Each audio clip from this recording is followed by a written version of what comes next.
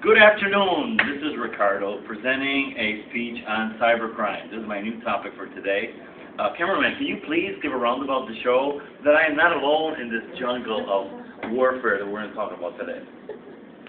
Now, if you pay attention while I speak, to the cameraman gives a roundabout, you will notice that this past week, the Wall Street Journal published a very interesting story on what they call DOS, denial of service. And that was a cyber attack. And they did it none less and none more than MasterCard, Visa, and the giants of PayPal and Amazon. These guys know what they're doing in terms of cybersecurity. I'm going to be talking about cybersecurity. What they did is they did not penetrate. This was based on WikiLeaks. Remember WikiLeaks, right? It's been on the press recently. They leaked up a lot of important documented government information to the press. And WikiLeaks got in trouble with these people that are behind cybersecurity, and they didn't like what WikiLeaks did, and they did a denial of service, DOS, which means they bombarded them with emails and entries into Visa and MasterCard because all of a sudden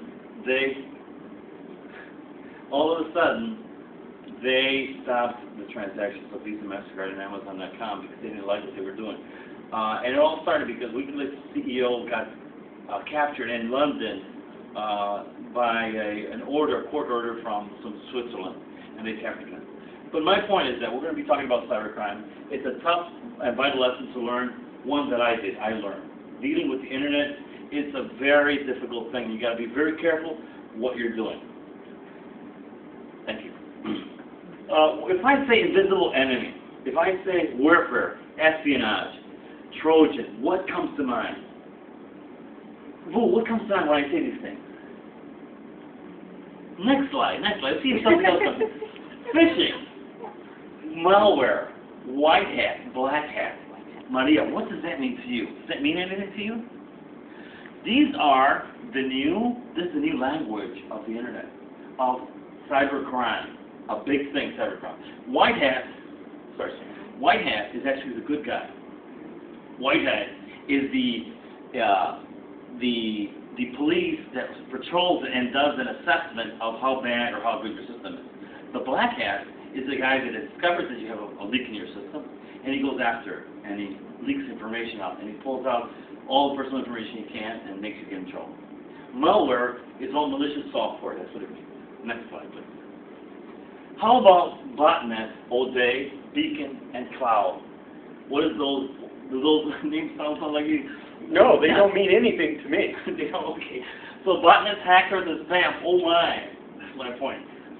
This is the new digital ecosystem, and what is going on is that I'll tell you, these are computers that have been hacked and captured, and they are controlled by a command center. A central computer controls these. And they are the ones that, in this case of DOS, Wall Street Journal, with Visa and WikiLeaks, they sent out a message to all these computers that are related, and they said, let's stop the traffic into Visa, let's stop the traffic into Amazon. They were beaconing.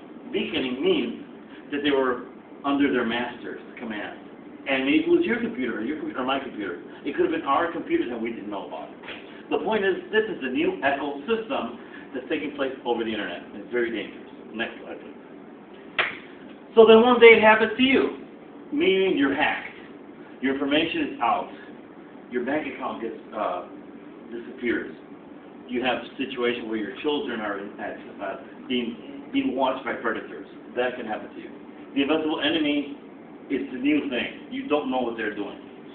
A couple years ago, I was outside of the country, and I took my card, I purchased something at a restaurant, a meal. And I gave my card, next thing I know, the card was scanned, it was given back to me, I came back to the States, and I noticed I had $4,200 missing from my account. I just happened to notice it, because I went to buy something, and this was a debit card. I went to buy something, and I was denied. How can I be denied? I looked at it like $3,000. No. I had $4,200 missing. Another time happened, eBay phishing, this is 2009. I have an accident in my car. It was a Land Rover. And I tell my wife, you know, we're going to have to get a new car. So I go to eBay Motors, reputable place, isn't it? eBay Motors, you heard? And I go try to buy a car. I see a nice Land Rover on sale.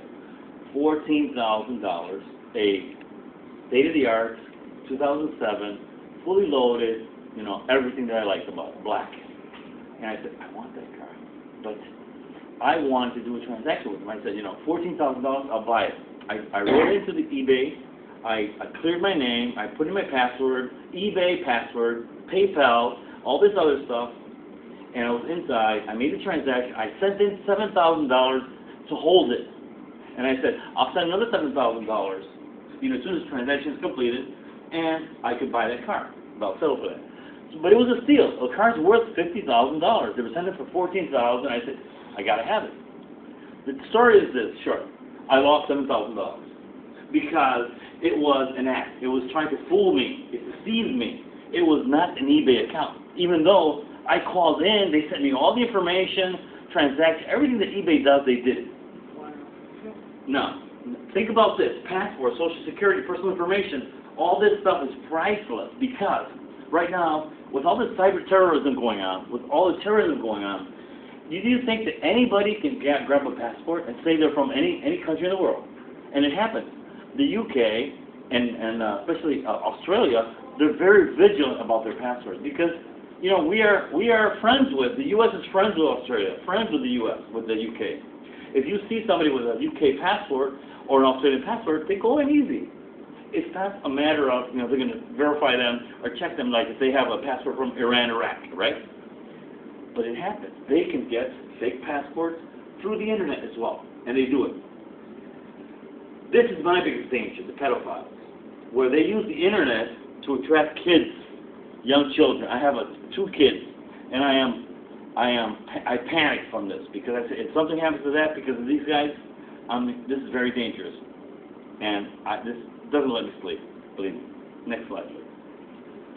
Okay, you get the message. This will impact our lives. This has impacted our lives, not just monetarily, but your family, your situation.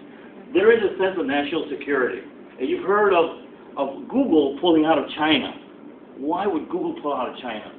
Cybersecurity, national security. They were being attacked, and they know they were being attacked. The problem is they can't pinpoint where it comes from. They knew it came from China, but where or who, nobody knows, and they will never be able to know. Cyber Wars, The Godfather. There's a person called The Godfather on the internet, and his name is Glacier. He is the Chinese Trojan master. Trojan is a type of virus that is created to hack your computer, get information out of it. Where is the police in all this? The problem is this. There is no police. After you leave the continental U.S. states, there are no laws protecting you. Actually, within the laws of the United States, we do not have internet law yet established. We have civil law and we have tort law, but we do not have criminal laws against internet. That's why when I lost my Land Rover and my $7,000, I tried to find some cops to talk to. I couldn't. It was Bank of America in California and and Fifth and Third Bank in Chicago. I transferred from Chicago to California. Bank of America said, don't call us. We got no problem with this. I mean, we have a registered person that made this transaction from Sweden, and I could not get my money. The point is that this is a problem, and we have no solution with it because there is nobody policing it. The internet is not being policed. It's international law, and nobody agrees with how they should police it. What doesn't get measured doesn't get done. You know, that happens in business, in project management. You don't measure it, you can't do it. The FBI and international law, they're not measuring the impact of the internet. The money that we lose, the prices that we pay, the stuff that we don't get, the transactions that are not completed, things that are lost, they're not measured. They are calculated in the billions of dollars, and I got to think it's got to be a lot more. I, just here, a working guy, I've lost $15,000 in no time. So, impacted right now, we have the government, the businesses, and academia. They're all impacted by this. The police, what are they doing? Well, not much, because there is no central accounting place that takes into consideration where all the things are missing. There is some in criminal law and civil law, where they have those things that they account for and they measure what's going on. But the police has no way to measure what's happening with the internet loss. Magnitude of the problem, billions. And it's not important until it happens to you. Have you had a loss on the internet? Do you make transactions on the internet? You know, the point is nobody, Kenny, nobody's safe. Nobody is safe. Because after you give your card on the internet, it's up for grabs. You know, the old filing cabinet mentality that we used to have, our things were safe but had limited access, this is what's important. Yet we don't use it anymore. We threw away the filing cabinet, and now we have cloud computing. Cloud computing is where we have a laptop that is instant on, turns on automatically, no software, no nothing, and everything is up somewhere. Who knows where, but your information is there too. Not safe. Next slide, please. The conclusion, we need technology as an enabler.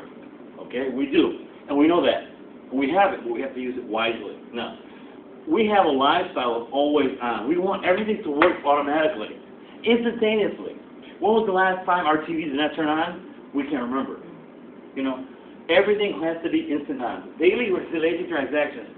If you have a bank transaction, you got to look at yourself. You got to see your transactions every day, because otherwise, you don't know what's missing. Like what happened to me, 4,000 gone. You need to work from dedicated computers so that you have dedicated computers that focus on only your transactions for your bank. Don't work your bank transactions from anywhere you want. Have a computer at home, protected, you know, hardware and wired so that only you can handle that computer. Authentication, change your passwords. You know, I have a book of passwords that I use all the time because this is the only way to protect yourself.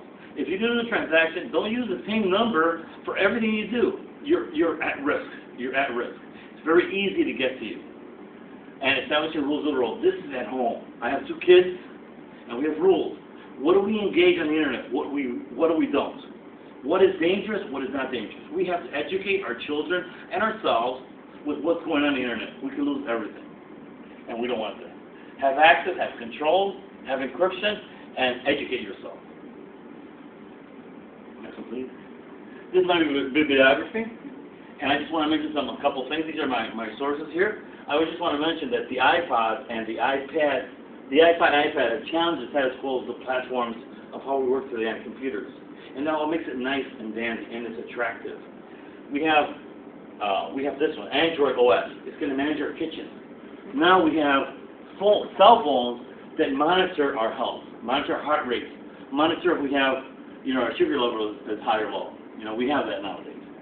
Remote car ignition with smartphones. So we have a lot of great technology, a lot of enablers, but we're at risk. And we need to protect ourselves by educating ourselves and our families. That was my speech. Any questions? Thanks so much for listening. You have a great afternoon. Thank you. Sorry.